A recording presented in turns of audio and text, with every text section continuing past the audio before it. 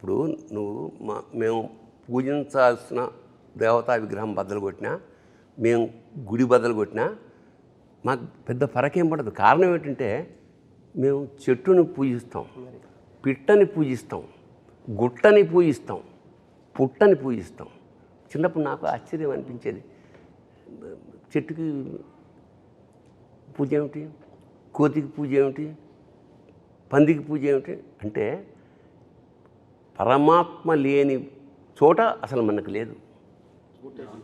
అది తీస్తే ఒక కర్ర పెట్టేసి దానికి పసుపు పెట్టేసి అంటే ఎంత అంటే ఈ స్థాయి కల్చరు ప్రపంచ ఎందుకంటే ఇది వెరీ రీజన్ ప్రపంచంలో ఇలాంటి కల్చర్స్ చాలా ఉన్నాయి.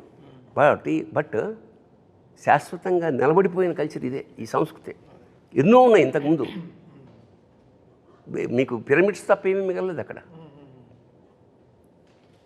అలాంటిది ఇక్కడ ఎందుకు అంటే మనకు ఒక ఇంట్లోనే ఒక కుటుంబంలో ఒకడు నాస్తికుడు ఉంటాడు, ఒకడు ఆస్తికుడు ఉంటాడు, ఒకడు వేరే దేవుణ్ణి పూజ చేసే ఉంటాడు. మనకి తేడా లేదు. నేను ఎప్పుడు ఇబ్బంది పెట్టరు, వెళ్ళు రోజు వెళ్ళు అనేవాడు చెప్పండి నీకు. బట్ అది జీన్స్లో మనకి. సో సర్వేభ్యో అందరిలోనూ మనం దైవాన్ని సంకల్పం. అందుకనే నేను